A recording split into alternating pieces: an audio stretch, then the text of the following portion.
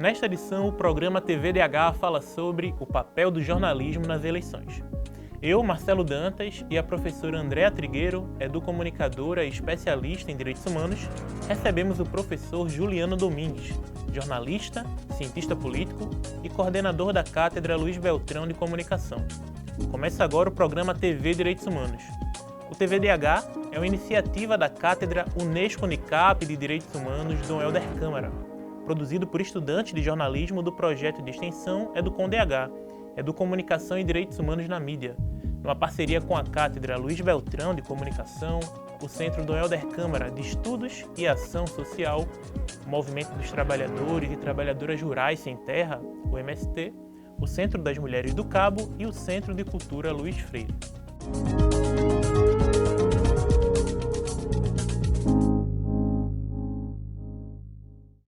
A cada 2 anos acontece um evento de proporção nacional que mobiliza todos os cantos do país para pensar e decidir sobre o futuro. Seja para a presidência ou para a vereança, a informação é vital para conhecer e escolher qual candidatura vai ocupar o cargo nos próximos anos. E o jornalismo, como uma espécie de guardião, ou melhor, de propulsor das informações, tem papel decisivo no processo eleitoral e na democracia brasileira. E hoje o TVDH debate justamente a importância e os desafios do jornalismo nesse cenário. Andréa Trigueiro, Juliano Domingues, muito obrigado por terem topado estar aqui conosco falando sobre direitos humanos. Sejam muito bem-vindos ao TVDH. Eu que agradeço. Aí dessa vez eu não vou pedir para vocês se apresentarem, né, já que vocês são da casa. E eu queria já começar com uma tira-dúvida aqui com o Juliano. Que Juliano, além desse crédito que eu dei, apesar de que eu não vou pedir para você se apresentar, mas você também trabalhou teve a experiência como observador de uma eleição em outro país, não foi? E ao que me parece foi uma eleição um tanto quanto acirrada, que teve muita repercussão aqui no Brasil. Compartilha com a gente essa tua impressão enquanto jornalista? Isso foi, em primeiro lugar, né, obrigado pelo convite, Marcelo, professor André. Isso foi em 2016, né, quando os Estados Unidos viviam aquele processo eleitoral do qual Donald Trump saiu eleito pela primeira vez. E pela primeira vez, né, talvez ele venha a ser presidente de novo. Ele acabou não sendo reeleito, mas em 2016 foi um caso atípico, né? Quem está acompanhando a gente deve se lembrar, o momento pré-eleitoral não indicava a eleição de Donald Trump. Na verdade, era quase como que já favas contadas que Hillary Clinton seria eleita, né, naquele momento. Mas aí aos poucos ele foi ascendendo, né? Primeiro ganhou então nas primárias do Partido Republicano, ele que aparecia como se fosse uma piada, né, algo folclórico, e acabou se mostrando uma realidade, né, canalizando, digamos assim, uma insatisfação, um sentimento de muita insatisfação e de contestação ao sistema, né? Ele que, embora seja do sistema econômico, financeiro e também político, se elegeu com um discurso antissistema, em grande medida porque conseguiu captar essa insatisfação, e ele, como um excelente comunicador, né, um sujeito que é da mídia, aparentemente conseguiu verbalizar isso e se apresentar assim como sendo a representação dessa insatisfação, e acabou sendo eleito em 2016. E isso depois, né, gerou repercussão, como normalmente acontece, né? O que acontece nos Estados Unidos acaba repercutindo, sobretudo aqui no Cone Sul, acabou repercutindo, e depois a gente teve desdobramentos que, em alguma medida, se assemelharam ao que aconteceu ali nos Estados Unidos em 2016. Queria começar fazendo uma pergunta para Juliano. Agradecer também o tema, né, o debate, a conversa aqui entre pessoas tão especiais. Aquelas eleições foram muito importantes, assim, acho que elas são um marco na história das eleições recentes. Queria te ouvir um pouco aí o teu lado nas ciências, né, da cientista político. Até que ponto isso ainda repercute nas nossas eleições atuais? Porque a impressão que eu tenho é que aquilo ali inaugurou talvez uma coisa mais visceral das campanhas, e mais agressivo e mais em cima do eleitor, com uma força muito maior do que o que a gente via antes.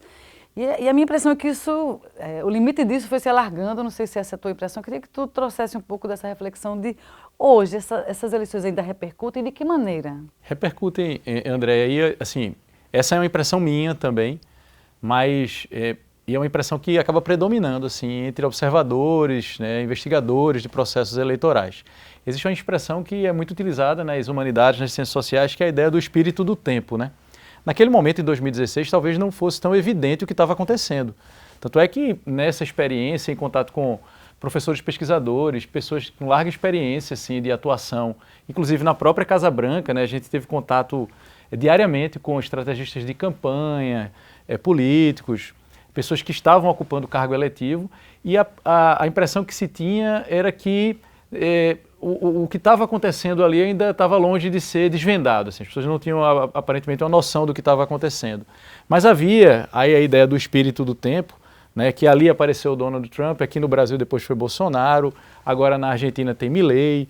Então é como se houvesse ali uma atmosfera que persiste até hoje, né, acho que ainda está aí. A gente tem observado processos eleitorais, sobretudo em São Paulo, assim, que aparecem, né, determinados personagens que procuram também, né, dar vazão, digamos assim, a um pouco daquilo que se apresentou naquele momento ali como uma espécie de novidade, né, não tão novo assim, mas uma releitura de episódios que já tinham acontecido em outros momentos e que repercute até hoje. Eu percebo isso, assim, e como eu te disse, é uma interpretação compartilhada por boa parte de observadores de processos eleitorais. O legado, né, ou vamos dizer assim, esse reflexo, né, ainda permanece. Tanto é que a gente acompanha agora esse processo eleitoral nos Estados Unidos e Donald Trump com chances, né, reais de voltar a ser presidente do país, né? Não fosse o surgimento da Kamala Harris como candidata, as eleições seriam assim um mero protocolo, né? Ou seja, ele já estava, era só uma questão de tempo. E aí então houve essa mudança que talvez não surta tanto efeito assim, né? Ou seja, a disputa está apertada. Então acho que é um sinal de que esse espírito do tempo ainda permanece, ainda estamos nesse tempo. André, eu queria estourar um pouquinho esse bloco, porque eu queria também te fazer uma pergunta, porque quando você pergunta para ele, né, nesse sentido de que parece que se estabeleceu um certo padrão, um certo modelo nas eleições daqui também, começa também a me provocar um pouco no sentido de que o local da mídia, né, nesse modelo, porque a gente tem, por exemplo, Donald Trump como uma pessoa que sabia utilizar, sempre soube utilizar muito bem do espaço midiático, mas o próprio surgimento de Bolsonaro, né, e de um discurso muito forte, neofascista, se apropriando muito bem de espaços midiáticos que ele utilizava sempre de maneira indevida para falar barbaridades, para promover violações de direitos humanos, e sempre se tinha esse espaço de novo, né, seja em espaços mais comerciais, de entretenimento, mas também espaços jornalísticos. Aí eu queria te perguntar, André, como é que fica o jornalismo nesse sentido para fazer esse manejo de ser uma porta de entrada para a barbárie ou não? Perfeito. Na época em que Bolsonaro estava presidente, né, estava no cargo, havia muitos debates das comissões de ética dos sindicatos, da própria Federação dos Jornalistas. Eu e Juliano fizemos parte da comissão de ética do sindicato aqui em Pernambuco, justamente a respeito disso. Por que a gente ainda vai cobrir pautas para sermos desrespeitados, para levarmos banana, para sermos chamados de palhaços, para ficarmos cercadinhos, para sermos ridicularizados, as mulheres principalmente para serem desrespeitadas, vítimas de uma série de violações, etc.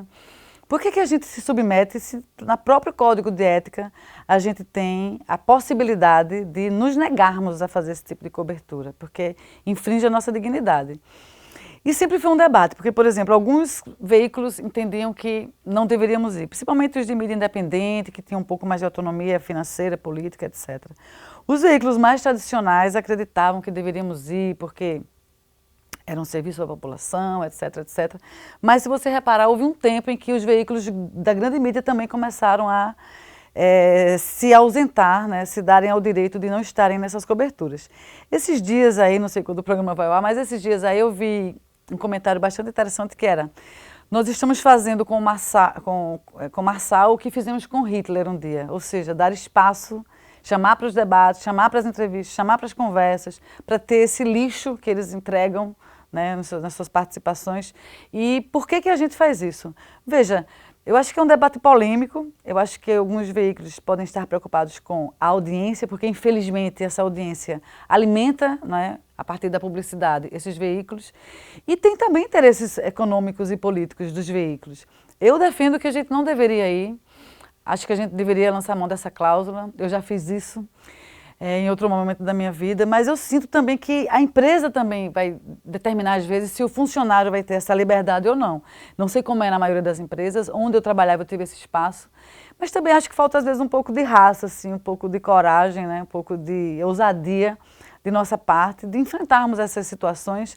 No período em que o presidente Bolsonaro falava muita asneira a respeito das mulheres, as mulheres fizeram movimentos, se juntaram, alguns se negaram, fizeram manifestos, e chegou um momento que a gente conseguiu se proteger. Eu acho que os interesses econômicos e políticos eles não podem se sobrepor à dignidade de nós jornalistas nessas coberturas. Eu acho que isso aí é imprescindível. Perfeito. E no próximo bloco a gente vai trazer também a experiência e a percepção de uma outra especialista para aprofundar ainda mais o tema. Fica aí que a gente volta daqui a pouco.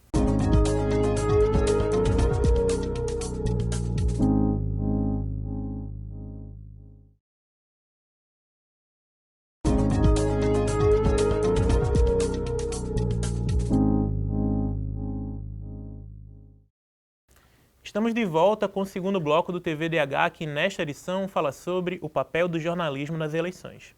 Agora a gente acompanha o Conexão TVDH com o Jackson Augusto.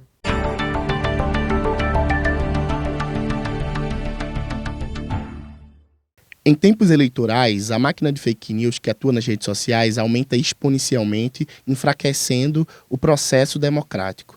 O jornalismo ele tem um papel fundamental de acesso à informação e também de fortalecimento das eleições. Por esse motivo, vamos conversar hoje no Conexão TVDH com a atual diretora da Associação Brasileira de Jornalismo Investigativo e cofundadora do site The Intercept Brasil, Cecília Oliveira. Cecília, muito obrigado por ter aceitado o nosso convite. E eu já queria começar essa conversa perguntando para você qual é o papel do jornalismo durante as eleições. O papel do jornalismo nas eleições, ele é central por dois motivos. Um, de fato, informar as pessoas sobre quem são, por que são amigos de quem, são financiados com que dinheiro, e isso, inclusive, tem a ver com o segundo motivo, que é fiscalizar e mostrar para as pessoas, inclusive, quais são os interesses, né? Essa pessoa está sozinha, ela representa o quê? Né? Quais os objetivos, as coligações? Então, eu acredito que o jornalismo tem essas duas funções muito primordiais, de informar e fiscalizar. Com esse surgimento, né, das milícias digitais, eu queria saber como é que essas milícias elas influenciam ou não, né, nessas eleições, como é que você olha para essas milícias digitais, e como o jornalismo pode enfrentar também essas forças, né? Pensando essas forças a partir do mundo digital e não somente agora desse mundo offline, né? Mas pensando também essa dimensão digital. Esse debate, ele atinge alguns níveis que quem sabe usar a internet, quem sabe usar estratégias de comunicação de massa, porque esse é o novo modo de fazer comunicação.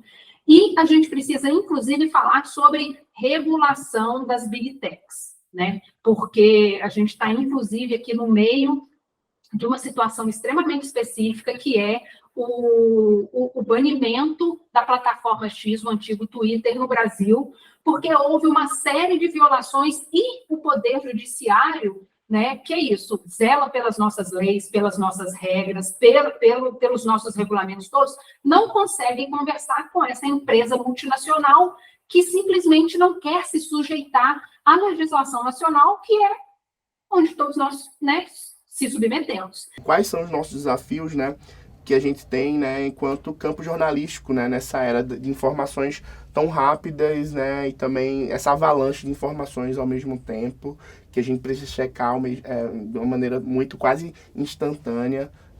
Quais são os nossos desafios, pensando nesse contexto?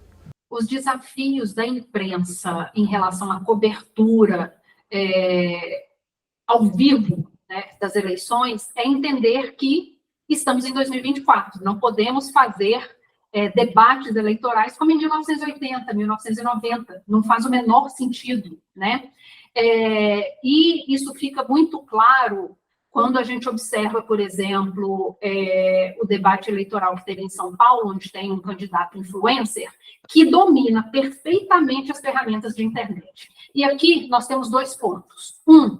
As emissoras não são obrigadas a convidar candidatos que vêm de partidos que não têm representação no Congresso, o que é exatamente este caso. A gente vai deixar essas pessoas falando mentiras, asneiras, assim, e fazer da TV a sua plataforma e levar essa plataforma para online, porque foi exatamente isso que aconteceu.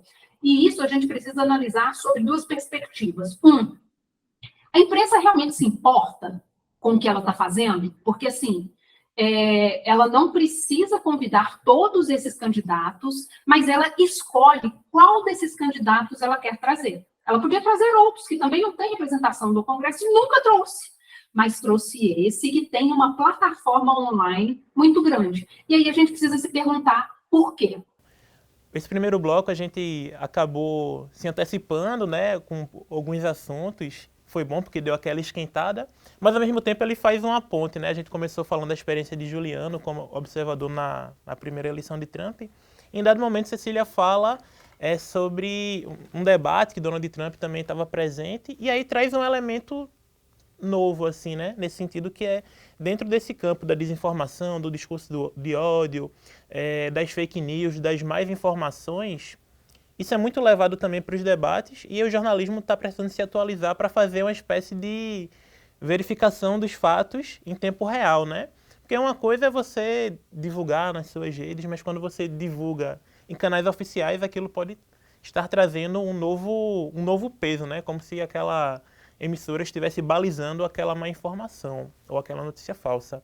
E, André, e a gente fazendo esse link, como é que o jornalismo ele consegue encarar esse novo desafio de, ao mesmo tempo que tem que estar acompanhando, monitorando, questionando os candidatos sobre seus programas, suas plataformas, tem que estar de olho ou de ouvido atento para ver o que não é verdade, para contradivulgar, digamos assim, né, para a população.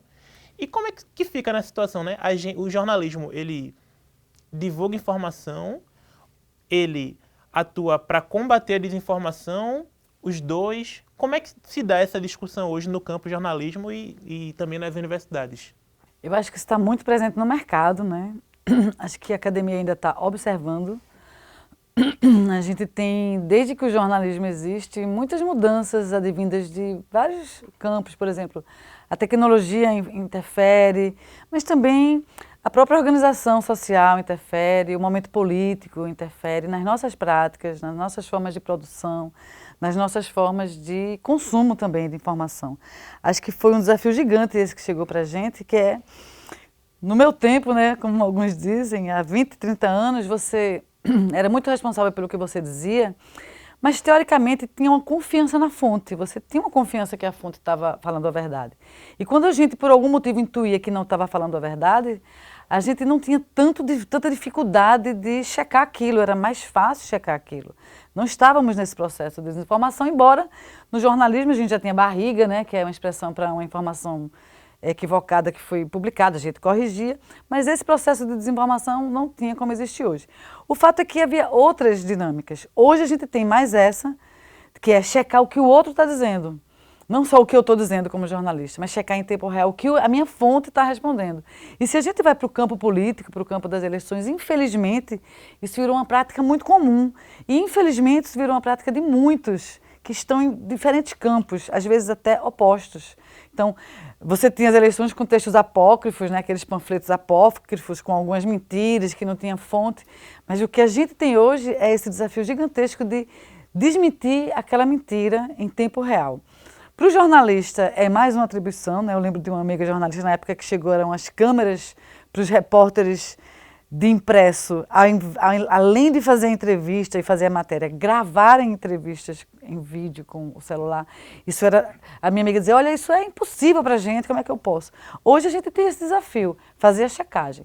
Ou a gente vai conseguir fazer essa checagem, ou a gente vai pagar de desinformação também, como fazemos quando a gente coloca no ar pessoas que não têm credibilidade. E a gente tem feito isso nas eleições muito. É um desafio gigante, acho que as empresas precisam se preparar, mas nós jornalistas também. Enquanto a coisa acontece em tempo real, é ainda mais complexo e desafiador. Mas, veja, eu não sei te dizer se isso contribui ou se isso precariza ainda mais a nossa atividade jornalística. Minha impressão é que isso precariza a nossa atividade jornalística. O ideal seria que tivéssemos alguém ou alguéns especificamente para, nesses momentos ao vivo, fazer as checagens e não a pessoa que está ali, né, conduzindo os debates ou a entrevista, esse tipo de coisa. Juliana, eu queria também ouvir tua impressão sobre esse assunto, porque determinados candidatos até passa ao campo da nossa impressão, né? Até é explícito assim a postura de não se importar com o espaço do debate, que seria aquele momento onde a população teria acesso àquela troca de ideias, aquelas propostas, o que é que eles almejam no futuro, né, para o município, para o estado, para o país. E é utilizado muito para a rede social, para recortes pequenos, né, para cortes e lançar alguma coisa que engaje, né, ou algum discurso específico, ou alguma coisa muito descontextualizada. Como é que se implica na compreensão da sociedade sobre a política institucional, sobre a política partidária? Aí você vê a importância do jornalismo, né? Porque quando a gente pensa assim, qual é o papel do jornalismo nas eleições, e aí pensando especificamente em eleições, é basicamente informar o eleitor sobre os candidatos, as propostas, para assim fazer com que o eleitor se sinta mais seguro para tomar sua decisão. Sendo que aí essa ideia parte da premissa de que o eleitor está disposto a se informar e de que ele toma a decisão baseada nas informações que ele recebe. Ou seja, que são premissas que podem ser falsas. Não é? E aí, nem sempre as pessoas estão dispostas a se informar e nem sempre as pessoas tomam suas decisões baseadas em informação. Às vezes ela está informada, não é? Mas ela não leva em conta aquelas informações para tomar sua decisão. Ela leva em conta outros fatores que não são de natureza, digamos assim, racional. Então esse é um ponto, acho que a gente precisa também levar em conta. Ao mesmo tempo a gente tem, como você falou, os debates, né? Os eventos de campanha. Já há algum tempo se fala sobre o processo de mediatização de tudo, da vida, né? Ou seja, todas as nossas experiências praticamente mediadas pelos meios de comunicação, os diferentes tipos de mídia, e aí então o processo de mediatização de tudo, inclusive da política. Então há um processo, nesse processo de mediatização, de espetacularização de tudo. Então, um debate sobre propostas, num debate, por exemplo, de televisão, em que o sujeito tem 1 minuto para falar, ou tem 30 segundos para uma réplica, 30 segundos para uma tréplica, o próprio formato inviabiliza um debate sério, e aí resta a estratégia recorrer ao espetáculo. Então, o próprio formato induz a que isso aconteça, né? Isso é muito pouco discutido, porque ainda é uma fórmula que, do ponto de vista midiático, surte efeito, mas do ponto de vista do compartilhamento de informação ou informação para a tomada de decisão, partindo da premissa de que as pessoas querem estar informadas para tomar suas decisões, se mostra falho. Eu acho que no próximo bloco a gente vai poder render um pouco mais isso, porque a gente vai para as ruas agora, né, escutar o que é que o povo pensa sobre essa questão. A gente volta já já com o Fala Povo, feito pela repórter Camila Deschamps.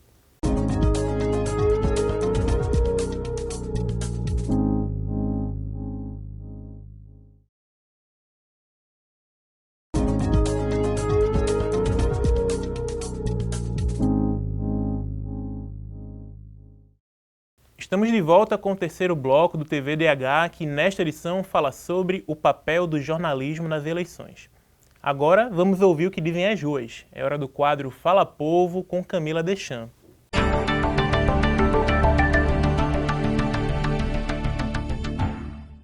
Segundo dados do Instituto Reuters sobre o consumo de notícias de 2023, 79% dos brasileiros que procuram se informar utilizam as mídias digitais. Mas como será que a população consome notícias sobre política em um momento tão crítico da internet como o período eleitoral? Será que elas buscam outras alternativas? O TVDH foi às ruas para entender como as pessoas se informam sobre candidatos e eleições. Através dos sites do TSE, também dou uma pesquisada um pouco por fora, né?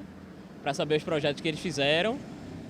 e também a partir das propagandas que também, querendo ou não são muito favoráveis, mas também dão uma ajudada. De maneira geral, a parte mais comum é através de pesquisa mesmo pessoais, e hoje em dia, tipo, as mídias sociais que são muito fortes na sociedade atual. Eu me informo através de redes sociais, através também quando eu estou pela rua que são entregues panfletos. A gente teve uma pluralidade de respostas bem interessantes, né? Quem usa o site do TSE, quem vai para as mídias sociais, quem usa o meio físico ainda. E antes de ir para uma pergunta mais específica, eu queria saber também como é que vocês se informam, Juliano e Andréa, como jornalistas, em que candidato vocês vão votar e também em quem vocês não vão votar, né? Que também é preciso ser feita uma pesquisa. Eu acabo me informando digamos, pelo meio mais convencional, que é na relação interpessoal com as pessoas com as quais você convive, né? Esse costuma ser o primeiro passo. Alguém que sugere a você algum candidato em quem essa pessoa provavelmente já vai votar e quer convencer os demais a votar e então participa desse processo de distribuição de panfletos, né, no ambiente de trabalho, ou entre a família, ou então nos grupos de WhatsApp. Para se informar, acaba sendo, né, um bom caminho, né, isso a gente ouviu uma das pessoas falando aí no Fala Povo, acessar o site do TSE para verificar, inclusive, né, se a pessoa já desempenha alguma atividade parlamentar, ou se já exerceu algum cargo eletivo, visitar o site desse indivíduo na instituição em que ele desempenhou essa função para verificar os projetos apresentados, como foi sua atuação parlamentar, né, como é que foi o desempenho. Essa seria a situação ideal, mas assim, normalmente as pessoas não fazem isso. Normalmente as pessoas elas tomam decisão não baseada em informações, né? E aí tem uma diferença que acho que vale a pena a gente trazer para cá, que é a ideia de racionalidade e de irracionalidade. Quando a gente diz que uma pessoa toma decisão, né, racional, é porque ela toma decisão a partir de um levantamento de informações para poder reduzir o risco de uma decisão equivocada. Então ela tem, né, um parâmetro e busca informações para verificar em que medida, dentre aquelas opções disponíveis, acho que isso é bom ressaltar, porque às vezes as pessoas demonstram insatisfação em relação às possibilidades, né, aos candidatos, como se nenhum prestasse.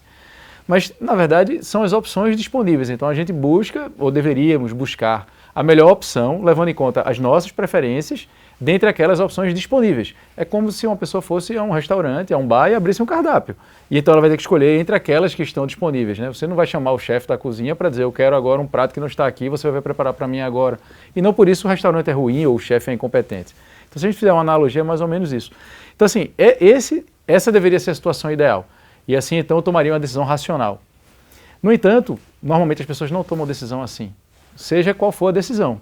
Seja se você vai tomar água ou refrigerante. Eu costumo dizer que se as pessoas tomassem decisões racionais, elas não beberiam refrigerante, por exemplo, né? Elas iriam ler as informações nutricionais da latinha e iriam investigar. Então, eu costumo perguntar às pessoas, você toma decisão assim, então você faz compras assim também? Não. Então, do mesmo jeito, as pessoas costumam escolher seus candidatos de maneira irracional. Ou seja, isso não quer dizer que a pessoa é burra, não é isso, né? É irracional no sentido de não levar em conta parâmetros, como, por exemplo, informações de fontes fidedignas para tomar sua decisão. As pessoas são levadas pela emoção, pelo impulso, ou por uma recomendação de algum amigo, ou de um tio, ou de uma tia, de um parente, do pai, da mãe. Ou então porque o candidato a candidata é uma pessoa, né, que ela acha uma pessoa bonita, ou porque fala bem, coisas desse tipo. Ou seja, normalmente são decisões levadas pela irracionalidade. André, isso se associa com o que a gente estava comentando aqui também nos bastidores, né, sobre o papel do marketing político nessa utilização das emoções em prol de uma finalidade. Como é que tu entende esse jogo? A gente estava conversando aqui nos bastidores e os marqueteiros, né, eleitorais, eles entenderam muito bem isso e usam muito isso. Não é à toa que o candidato chora, que ele sofre, o eleitor emocionaliza. Os profissionais que vão muitas vezes produzir conteúdos buscam essa emocionalização, né, dos conteúdos, da campanha, do tom, porque as pessoas tomam essas decisões baseadas nas emoções. Então, quando o político sofre um atentado, um revés, há uma comoção em torno dele, então as pessoas tendem também a escolher porque tem compaixão, etc, etc. E eu queria também comentar um aspecto aí com base no que o Juliano falou, que é o seguinte: a gente deveria acompanhar os candidatos e as candidatas nos quais a gente vota durante todo o seu mandato. E aí a mídia deixa uma lacuna gigantesca, que é o seguinte: a gente vai para os cadernos de política ou para o noticiário político e é muito mais um noticiário político partidário. A gente não de fofoca, né? De fofoca, né? Do quem votou, quem não foi, quem se absteve, quem gritou, quem bateu, quem chutou. E aí a gente se abstém de trazer para a população, de modo geral, a importância da política como algo macro. Não é à toa que tantas pessoas não querem saber, não querem se formar. Eu me alegro de saber que alguém vai no site do TSE, que vai dar uma olhada, mas a gente deveria participar desse processo político todo momento, entendendo qual é a responsabilidade de um vereador, de uma vereadora, de um prefeito, de uma prefeita, de um governador, de uma governadora e dos outros cargos, né, para os quais a gente vota. Porque aí quando a gente tivesse, se a gente tivesse esse letramento, a gente teria mais condições de não votar em quem enganou, não votar quem está envolvido em corrupção. A gente não teria essa memória tão curta, a gente não seria enganado de maneira tão forte, a gente racionalizaria mais as nossas escolhas. Eu busco saber dos meus candidatos em quem eu votei e que foram eleitos pelos meios de comunicação, como o Juliano também faz isso, mas muito acompanhando o próprio vereador ou vereadora. Inclusive porque a grande maioria dos que eu voto e se elege, eles não vão para a grande mídia. Eles têm espaços mais reduzidos, eles têm que produzir o próprio espaço, fazer o próprio conteúdo, a própria prestação de contas. A pessoa que eu votei, ela presta contas dentro dos ônibus hoje no Recife. Então, você vai ter uma cobertura midiática muito raquítica, muito de fofocas, como o Juliano colocou, e em função disso a gente se distancia do processo político, porque a gente não acredita, a gente não busca se informar e a gente é enganado, infelizmente, na grande maioria das vezes. Não é à toa que os políticos governam para os seus próprios umbigos, para os seus próprios grupos, e a grande maioria da população pobre, carente, periférica, negra, sofre com ausência de direitos e de políticas públicas historicamente. E o que acaba reforçando, né, uma falsa afirmação, na verdade, de que a democracia ela se reduz ali naquele ato de apertar um número, botar confirma, né, ou anular o voto, quando na verdade é um ato contínuo, né? Mas a gente volta com essa discussão já no próximo bloco com o quadro Educar para os Direitos Humanos.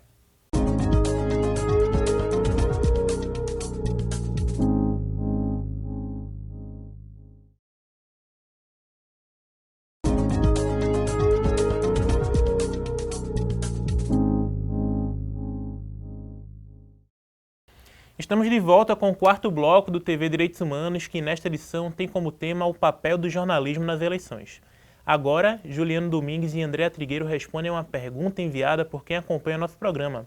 É o momento do quadro Educar para os Direitos Humanos, com Gabriel Santos.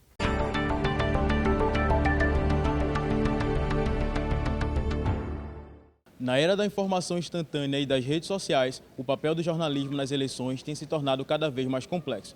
Tradicionalmente, uma matéria incisiva em um horário nobre poderia derrubar uma candidatura ou mudar o rumo de uma campanha. À medida que o consumo de notícias se diversifica e as vozes nas redes sociais ganham espaço, o impacto das reportagens tradicionais é questionado. Essa mudança pode ser vista sob diferentes prismas, enquanto alguns argumentam que a pluralidade de informações enriquece o debate democrático, outros alertam para os perigos da desinformação. Pensando nisso, Inácio França, jornalista, escritor e editor da Marco Zero Conteúdo, traz uma pergunta para o TVDH. Oi Juliano, oi André, oi pessoal da TV Direitos Humanos da Unicap. Seguinte, até há pouco tempo atrás, o jornalismo seria capaz de destruir uma candidatura só com uma simples matéria em horário nobre no período das eleições. Me parece que isso agora é relativo, né? Essa força, esse impacto do jornalismo, ele está relativizado. A pergunta é bem simples para vocês e até um pouco maniqueísta. Isso é positivo ou é negativo, essa relativização do poder da imprensa e do jornalismo? A gente agradece a Inácio França pela pergunta. Ele é jornalista, escritor e editor da Marco Zero Conteúdo. Bom, é com vocês, Juliano. Isso é positivo ou negativo? Depende, né, da situação. Porque o que é que aconteceu? Nos últimos anos, houve uma mudança, na verdade está em curso, né? Eu digo nos últimos anos, mas a literatura prevê que ela tenha acontecido desde a década de 60 para cá e tem se intensificado. E que mudança é essa? É uma mudança associada ao desenvolvimento das chamadas tecnologias da informação e da comunicação, as TICs. E aí o desenvolvimento dessas tecnologias produziram um impacto tremendo no chamado fluxo comunicacional. Na verdade, a sociedade está em transição e aí a chave explicativa para essa mudança diz respeito à nossa relação com o tempo e com o espaço. Então, a relação dos seres humanos, das instituições, dos grupos sociais com o tempo e com o espaço tem mudado ao longo dos anos. E aí, então, quando a gente fala em processo comunicacional, diz respeito basicamente à nossa relação com o tempo e o espaço. O fato é que o desenvolvimento dessas tecnologias fez com que a produção e disseminação de conteúdo midiático, o custo disso, caísse drasticamente. Então, antigamente, né, como o Inácio traz na pergunta, o jornalismo tinha um monopólio, praticamente, né, a gente chama monopólio ou oligopólio da realidade, daquilo que as pessoas entendiam como real, ou o que está acontecendo. As pessoas precisavam assistir ao telejornal que ia ao ar só naquele horário à noite, por exemplo. Então, era muito caro produzir um conteúdo e difundir esse conteúdo para atingir muitas pessoas. Esse custo, ele caiu brutalmente e passou a ser, por conta da redução do custo, passou a ser acessível a muitas pessoas. Então, você tem aí um ambiente fragmentado. Então, esse monopólio ou oligopólio da realidade passou a ser fragmentado. Então, você tem outras vozes, digamos assim, ou grupos diferentes produzindo conteúdo também. E aí, então, aquela ideia de o que é real, o que aconteceu ou não aconteceu, que antes estava, né, sob domínio, digamos assim, de poucos grupos, passa a ser relativizado, porque você tem várias versões sobre o que aconteceu, né, diferentes narrativas, como se costumou falar, né, e se tornou algo, digamos assim, até um clichê, né, desenvolvimento, não, isso é uma narrativa, ou seja, é uma outra forma de encarar aquele acontecimento. Então, a relativização passa por aí. Então, talvez não tenha tanto impacto, né, determinada denúncia, e isso seja ruim para o destino, por exemplo, do país ou do município, porque as pessoas não deram muita importância a isso, mas talvez o fato das pessoas não darem importância também seja positivo, dependendo do contexto, né? Ou seja, você ter outras possibilidades, outras visões sobre aquilo que aconteceu. Só para encerrar, por exemplo, basta a gente citar o Mídia Ninja e tantos outros movimentos ou iniciativas que trouxeram outras perspectivas sobre uma cobertura, por exemplo, jornalística, né? E aí você vai dizer, então, isso é necessariamente ruim? Não, mas a gente também tem outros acontecimentos que podem ser vistos, a depender do contexto, como negativos. Ou seja, enfim, vai depender muito mais de como aquilo é utilizado, muito mais do que a ferramenta em si. Eu sou jornalista, né? Defendo a formação, defendo o diploma, mas eu também entendo que a comunicação, ela é um direito que está além do que é o exercício jornalístico. Eu não sei se é ruim que os veículos de massa tenham perdido um pouco desse poder, porque também esse poder foi exercido de forma com interesses também bastante discutíveis, né? Como o Inácio trouxe, né? Uma matéria muda o rumo de uma eleição, sobe, desce. A gente assistiu isso, Collor, né? Subiu e caiu, e outros cases, né? Outros casos. Então eu não vejo com receio essa perda do poder dos meios de comunicação de massa.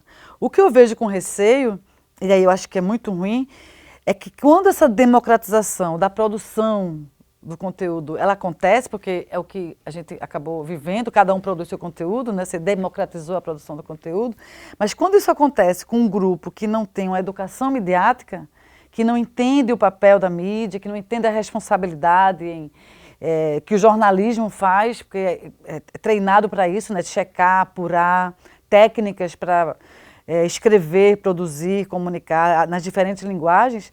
Quando não há essa compreensão e não há essa responsabilidade, esse compromisso com ética, que não está só fora dos veículos de grande mídia, né? Quando isso ocorre, isso para mim é perigoso, é danoso. E quando a gente vai pensar em eleições, isso é muito complicado, porque a gente tem pessoas pagas, experientes, profissionais, bem pagas inclusive, para deliberadamente promover aí um desarranjo nesse processo. Então, para mim, democratizar não é problema, mesmo sendo jornalistas, porque a comunicação para mim é maior. E vou pensar um pouco mais sobre isso que Inácio trouxe, porque eu acho que é uma reflexão bastante interessante. Eu tenho para mim que ele não age também de todo danoso, não. Fiquei curiosa. A gente vai refletindo mais aí nesse intervalo e já a gente volta com o quinto e último bloco.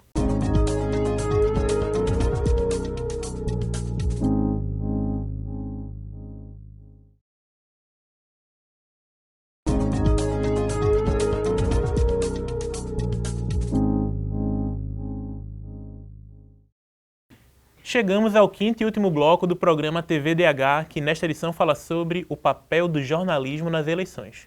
Para isso, contamos com a presença da professora Andréa Trigueiro, educomunicadora e especialista em direitos humanos, e do professor Juliano Domingues, jornalista, cientista político e coordenador da Cátedra Luiz Beltrão de Comunicação.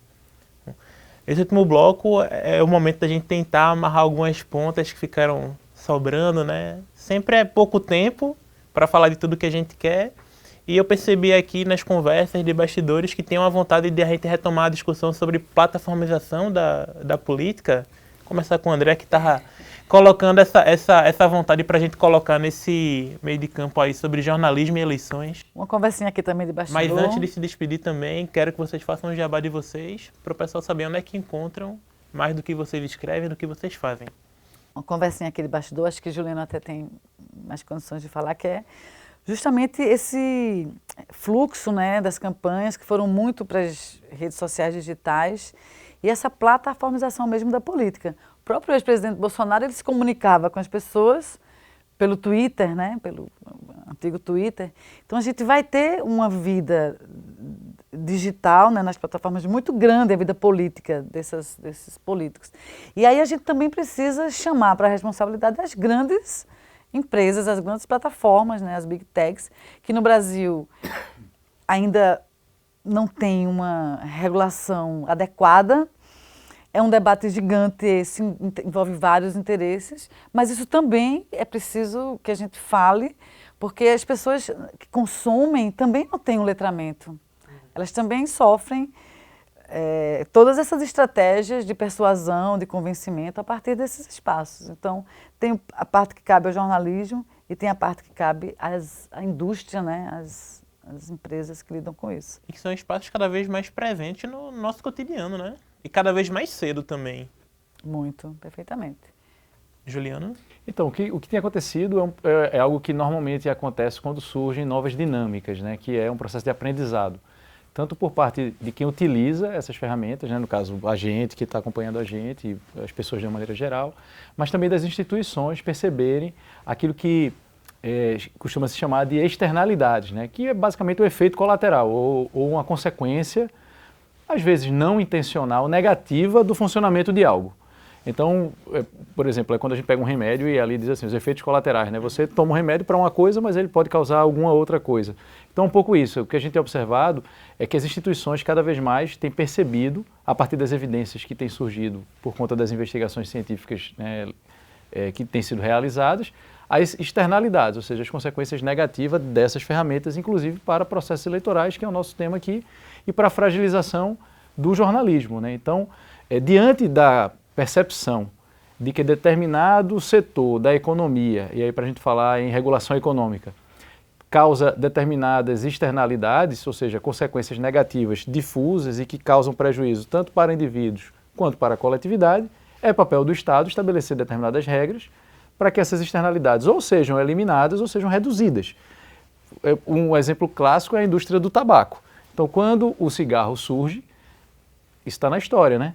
Os médicos receitavam cigarro como algo para você exercitar o pulmão. Então, depois que as evidências surgem, muito lobby da indústria do tabaco, as evidências vão surgindo mostrando que, na verdade, o tabaco estava associado, né, era um fator de risco, por exemplo, para o câncer e tantas outras enfermidades. A partir daí, então, há um processo de regulação dessa indústria, a ponto de hoje você não ter mais, por exemplo, propaganda de tabaco, cigarro na televisão. Então, é algo semelhante para qualquer área, né, da convivência humana, do setor econômico, como, por exemplo, no funcionamento das redes sociais digitais, dos novos fluxos comunicacionais, levando em conta não somente as eleições, mas também as eleições. Isso porque o processo eleitoral ele tem consequências, né, normalmente de longo prazo. As pessoas, quando escolhem seus candidatos, suas candidatas, elas escolhem, na verdade, políticas públicas, né? Elas estão fazendo escolhas sobre algo que provavelmente vai acontecer ou algo que não vai acontecer em função das plataformas, dos candidatos e candidatas. Certamente que o assunto ele não vai se esgotar aqui, e até por isso eu queria, além de agradecer a presença de vocês, também dizer onde é que quem nos acompanha, onde podem acompanhar o trabalho de vocês, mas também deixar uma indicação para que as pessoas possam continuar em acesso, podem continuar em contato, na verdade, com essas temáticas. Eu, incluso, também já estou com meu caderninho separado para anotar. André, alguma sugestão para a gente? Olha, eu acho que como sugestão eu deixaria, na verdade, um encorajamento para que as pessoas busquem participar da democracia, não apenas nas eleições, mas em todo momento, né?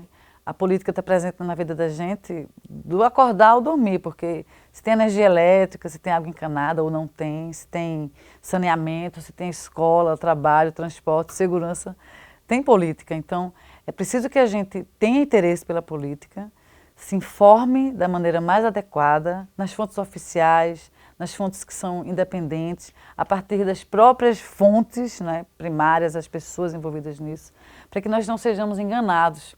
Infelizmente, as eleições se transformaram num palco de horrores, de mentiras, de muita propaganda e a gente acaba sendo enganado. E é lastimável a gente ver pessoas elegendo outras pessoas que muitas vezes trabalham contra aquele eleitor, aquela eleitora. Então é preciso se identificar, saber se aquela pessoa tem realmente afinidade com o que você pensa, com o que você deseja, com as políticas públicas que você quer ver garantindo os seus direitos e acompanhar esses políticos, independente de quais sejam, para que a gente tenha uma democracia mais real e não da maneira como a gente vive, sendo enganado.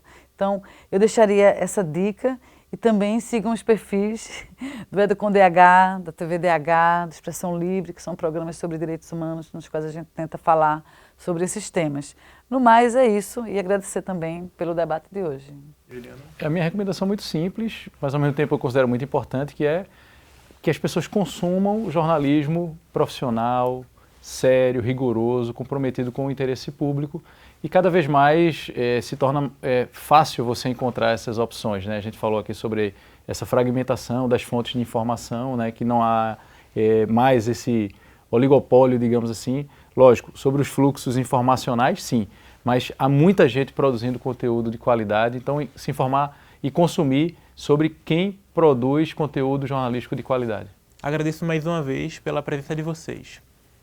O TVDH é uma iniciativa da Cátedra Unesco-Unicap de Direitos Humanos do Helder Câmara, produzido por estudantes de jornalismo do projeto de extensão EduComDH, Educomunicação e Direitos Humanos na Mídia, numa parceria com a Cátedra Luiz Beltrão de Comunicação, o Centro do Helder Câmara de Estudos e Ação Social, o Movimento dos Trabalhadores e Trabalhadoras Rurais Sem Terra, o Centro das Mulheres do Cabo e o Centro de Cultura Luiz Freire. Acompanhe a gente nas redes sociais e traga sugestões. Anota aí, @programatvdh.unicap. Estamos também no YouTube, nos canais Jornalismo Unicap e Cátedra Dom Helder. Lá você encontra outras edições do programa, sempre com o tema dos direitos humanos. A gente agradece pela companhia. Até a próxima.